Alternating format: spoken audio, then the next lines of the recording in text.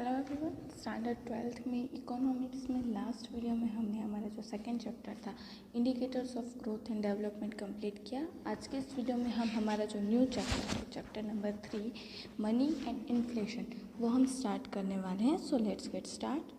Money is the center of all economic activities in a modern world. To satisfy his or her need, an individual requires money to buy a goods and service. Money is not only the medium of exchange but is also used to store the values. People save money for their future needs. अब यहाँ पे कोई भी economic activity का सबसे पहला centre point क्या होता है? मनी। अगर हमें हमारी ज़रूरत को फुलफ़िल करना है तो सबसे पहले हमें किसकी ज़रूरत होती है? पैसों की ज़रूरत होती है। कोई भी गुड्स या कोई भी सर्विस लेने के लिए सबसे पहले हमें क्या चाहिए? मनी की ज़रूरत होती है। Human wants an ultimate unlimited and a person can not satisfied all wants by one's own produce. अब यहाँ पे हम जैसे कि ह्यूमन बींग्स हमें पता है कि हमारी कितनी सारी चीज़ों की डिमांड्स होती है। वो हमें बहुत सारी चीज़ों की हम बोलते हैं कि हमारे मेरे पास ये हो, मेरे पास वो हो, सब कुछ चीज़ें हमें चाहिए। तो वो सारी चीज़ें चाहिए उसे बोलते हैं ना अचीव कर सेटिस्फाई करने के लिए वो उसका खुद का ओन प्रोडक्शन सफिशिएंट नहीं होता है। Thus a person tries to satisfy maximum possible wants by way of mutual exchange of goods and service. अब यहाँ पे कोई भी पर्सन क्या करता है? ज़्यादा से ज़्यादा ट्राई करता है कि मुझे जो गुड्स चाहिए उसके अगेंस्ट अगर मैं कुछ दे सकूँ या कुछ सर्विस में प्रोवाइड कर सकूँ, दैट मीन्स कि एक्सचेंज करके जो हम ट्राई करते हैं कि मैक्सिमम हमारी जो रिक्वायरमेंट है उस रिक्वायरमेंट को हम फुलफिल कर सकें। In the ancient time human beings use to satisfy their wants by exchanging goods and service among themself such as the exchange of satisfied wants was called a barter system. मतलब कि पहले के ancient time में क्या होता था? पुराने time पे कि जो ह्यूमन बींग्स थे कि जो लोग थे अपनी जो ज़रूरत होती थी वो फुलफिल करने के लिए गुड्स या सर्विस एक्सचेंज करते थे। और सच अ सिस्टम के इस तरह के सिस्टम को हम क्या कहते हैं? Barter system. फॉर एग्जाम्पल अगर देखने चाहिए अगर मैं एक क्लोथ की अगर ट्रेडर हूँ और मुझे वीट चाहिए तो मैं क्या करती हूँ कि मुझे जितना वीट चाहिए उसके मुझे 10 kg अगर वीट मुझे चाहिए तो उस 10 kg वीट के लिए मैं क्या करती हूँ? मेरे 5 मीटर जो है वो मैं अपना क्लोथ जो है वो मैं दे देती हूँ। That is called a barter system. मतलब कि मुझे जो ज़रूरत है वो ज़रूरत वो सेटिस्फाइड करने के लिए मैं मेरे पास जो गुड्स है या सर्विस है वो मैं प्रोवाइड करूँ। कि फॉर एग्जांपल कि as I am a tailor, अगर मैं टेलर हूँ और मुझे दूध की ज़रूरत है तो मैं क्या करती हूँ? मुझे जितना दूध चाहिए उसके रिलेटेड उसके अकॉर्डिंग मैं टेलर के मतलब कि ड्रेस में सिल के दे दूँ। That is called a barter system. तो अब हम इसके बार्टर सिस्टम का मीनिंग देख लेते हैं कि उसे हम क्या कहते हैं। The system is a system of exchange where goods and service are directly exchange of for other goods and service without using the medium of exchange such as money.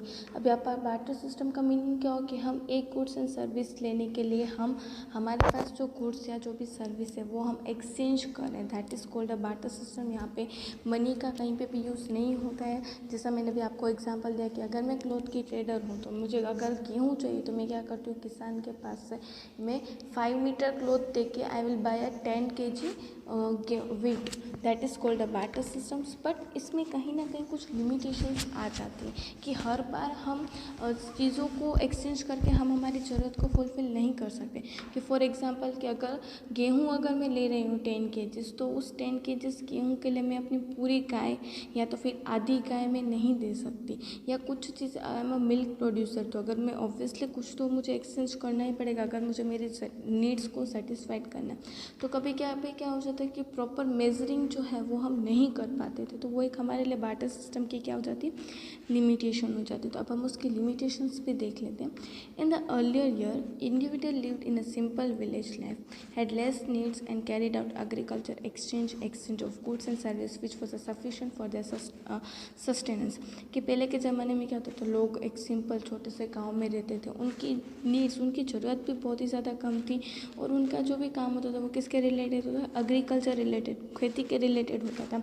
वो सारे काम सारी गुड्स एंड सर्विस वो mostly किसके ऊपर होता था? उनकी खेती के ऊपर। वो उनकी जो ज़रूरत थी गुड्स की या सर्विस की वो लिमिटेड थी, उन्हें वो सेटिस्फाइड हो सके इतनी होती थी। For example, a farmer cultivating wheat would store the required stock and would exchange remaining wheat to rice, cloth and shoes। कि अब यहाँ पे क्या होता था कि जो एग्रीकल्चर में कोई फार्मर जो है वो वीट का प्रोडक्शन कर रहा था तो उसे जितना स्टॉक की ज़रूरत है वो अपने पास रखता था एंड बाकी का स्टॉक जो होता था वो क्या करता था कि उसे क्लॉथ की ज़रूरत होती हो, राइस की ज़रूरत हो, शूज़ की ज़रूरत हो, उसके अगेंस्ट वो एक्सचेंज कर लेता था. Similarly the shoes maker would get a cloth and foods गी by exchanging the shoes he made.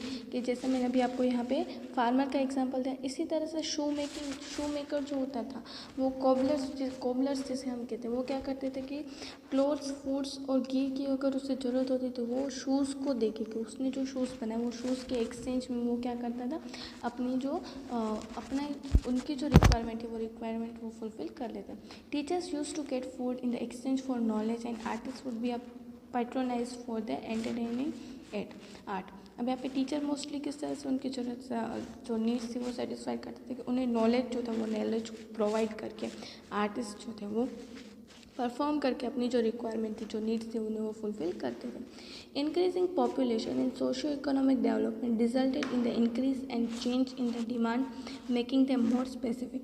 Industrialization, urbanization, division of labor, and specialization made the barter limited and less applicable. The mutual exchange decrease and the personal needs increase. अब यहाँ पे क्या होता था कि जैसे जैसे टाइम चेंजेस होता गया, पॉपुलेशन इंक्रीज होती गई, सोशल इकोनॉमिक एक्टिविटीज़ में जो डेवलपमेंट होता गया, एज अ रिजल्ट क्या हुआ कि यहाँ पे जो बार्टर सिस्टम थी वो बहुत ही ज़्यादा लिमिटेड हो गई और बहुत कम जगह पे एप्लीकेबल होते थे.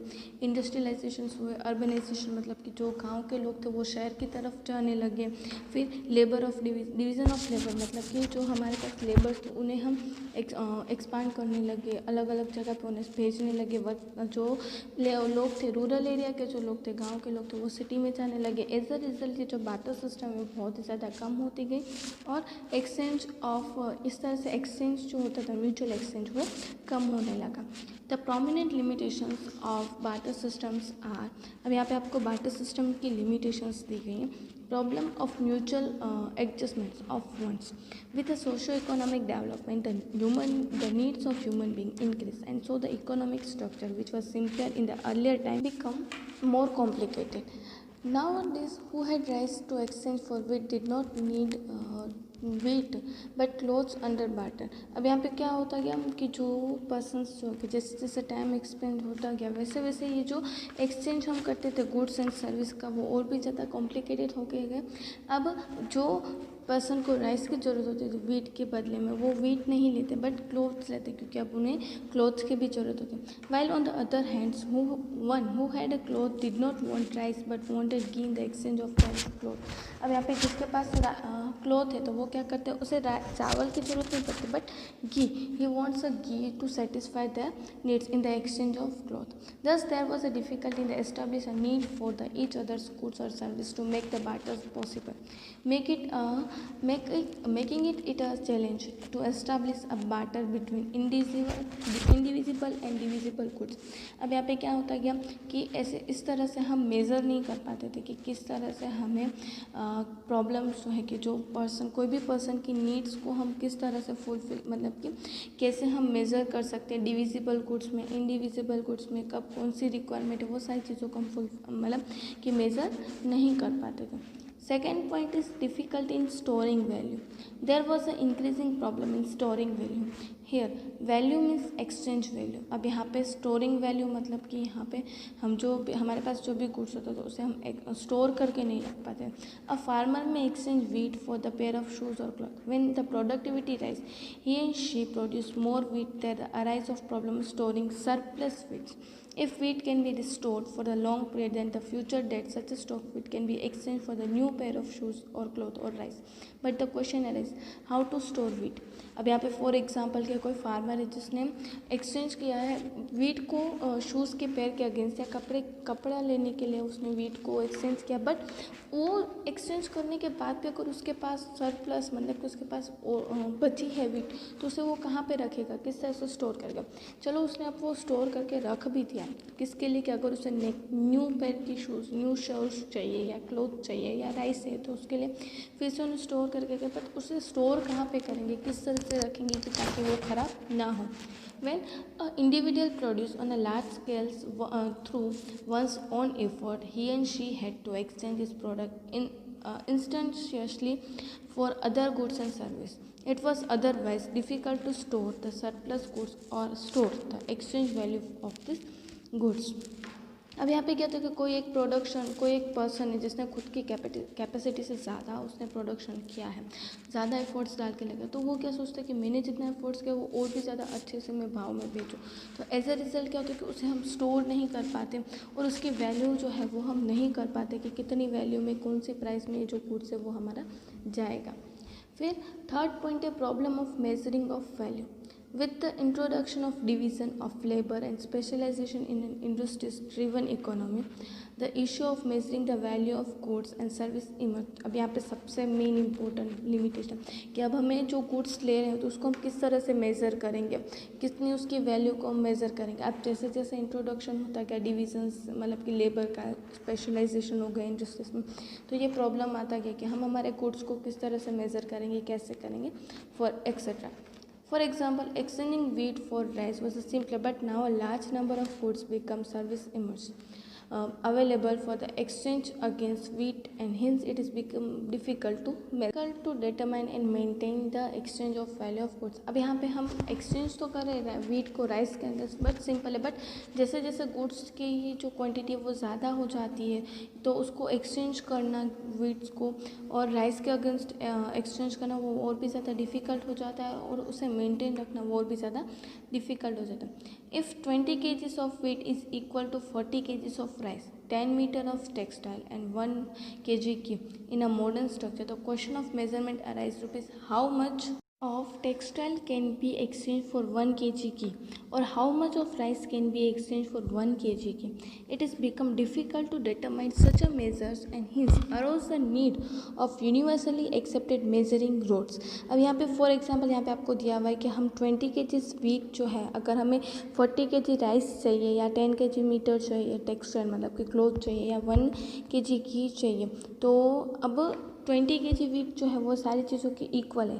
तो फॉर एग्जांपल कि अगर मुझे कपड़ा चाहिए तो उसके लिए मतलब कि अगर मुझे 1 kg घी चाहिए तो उसके अगेंस्ट मुझे कितना मीटर मुझे क्लॉथ लेना पड़ेगा, या एक्सचेंज ऑफ अगर मुझे कितना kg मुझे राइस जो है वो एक्सचेंज करना पड़ेगा फॉर द 1 kg की।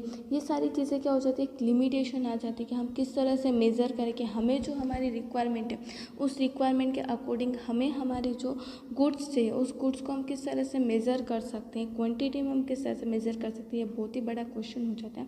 This lead to the origin of money which become a standard measure of the value and the common denomination of trade. अब ये सारे लिमिटेशन के कारण क्या हुआ कि ओरिजिन ऑफ मनी मतलब कि डेवलप हम मनी के फाइंड में निकले कि हमें पैसों की ज़रूरत पड़ने लगी और एज अ रिज़ल्ट क्या हुआ कि स्टैंडर्ड मेज़र है हमारे लिए कि हमें जो भी गुड्स चाहिए या जो भी सर्विस चाहिए उसे हम इजीली पैसों के टर्म में मतलब कि मनी के टर्म में हम इजीली उसे हम दे सकते हैं और हमारी जो गुड्स है या सर्विस उसे हम अचीव कर मतलब कि उसे हम सेटिस्फाइड कर सकते हैं।